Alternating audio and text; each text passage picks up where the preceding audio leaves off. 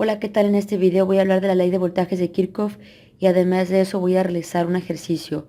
La ley de voltajes de Kirchhoff dice lo siguiente: la suma de las caídas de tensión de todos los componentes de una malla cerrada debe de ser igual a cero. Por ejemplo, aquí tenemos el siguiente circuito. Vemos que es un circuito en serie.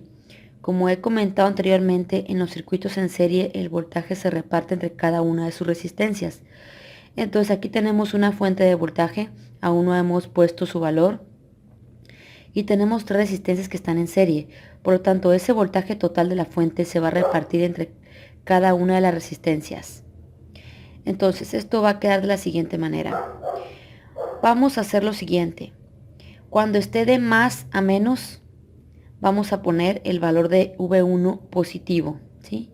Entonces, esta resistencia vemos que está más menos. Este más menos se refiere a la caída de tensión. He hablado un poco sobre la caída de tensión.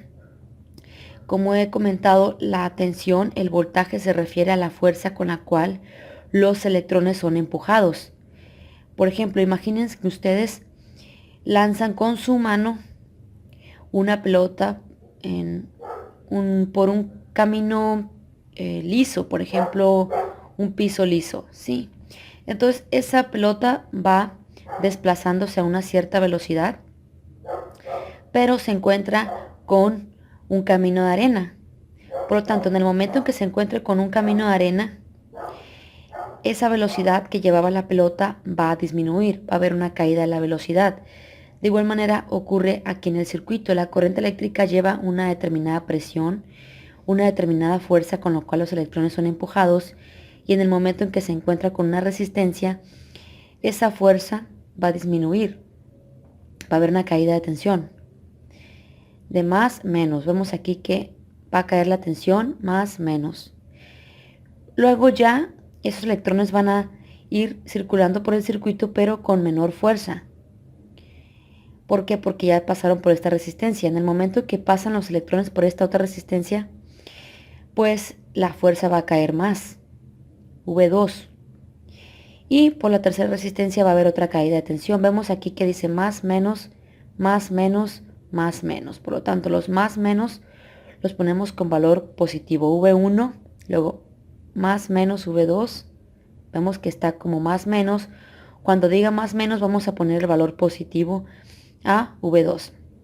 Y también aquí a V3. Más, menos, V3. Creo que no lo expliqué bien. Vemos aquí que en V1 aparece más, menos. Por lo tanto, vamos a poner un valor positivo para V1. Y aquí está. Y aquí en V2 también aparece un más, menos. Entonces, por lo tanto, ponemos también un valor positivo para V2. Y aquí en V3 también aparece un más, menos. Ponemos valor positivo para V3. Y aquí en V, que es el voltaje total de la fuente, dice menos más. Por lo tanto, vamos a poner un valor negativo, menos V. Y eso nos debe dar igual a 0. Despejamos, entonces queda que menos V es igual a menos V1, menos V2, menos V3. Vemos que cambiamos, pasamos al otro lado de la igualdad a V1, a V2 y V3. Y como suele pasar, se cambia el signo cuando lo pasamos al otro lado de la igualdad. Y queda que menos V es igual a menos V1, menos V2 y menos V3. Por lo tanto, multiplicamos a ambos lados de la igualdad por menos 1 para convertir a positivo a V. Entonces queda que V es igual a V1 más V2 más V3. Aquí, al poner a ambos lados de la igualdad, es un poco de álgebra, es para que no se altere la ecuación. Entonces queda que V2 es igual a V1 más V2 más V3. Quiere decir que el voltaje total de la fuente es igual a la suma de las caídas de tensión en el circuito. Ahora vamos a darles valores. Entonces vemos, primero pues tenemos aquí las resistencias, estas de 500 ohms, esta otra de 500 ohms y esta de 100 ohms. Necesitamos hallar el voltaje en cada resistencia. Para eso aplicamos la fórmula del divisor de tensión, que dice de la siguiente manera: para obtener el voltaje de cada resistencia, pues multiplicamos el valor de la fuente total por esa resistencia donde queremos obtener esa caída de tensión, entre la suma de las resistencias que están conectadas en serie. Entonces, ponemos el valor. V1 es igual a V, que es 9 voltios, por R1, que es 500 ohms, entre la suma de las tres resistencias, 500 más 500 más 100, nos da que V1 es igual a 4500, entre 1100, y eso es 4.09. Observemos lo siguiente, V2 también es de 500 ohms, por lo tanto, como ambas son del mismo valor, pues va a haber la misma caída de tensión. Por lo tanto, V2 también va a ser de 4.09 voltios.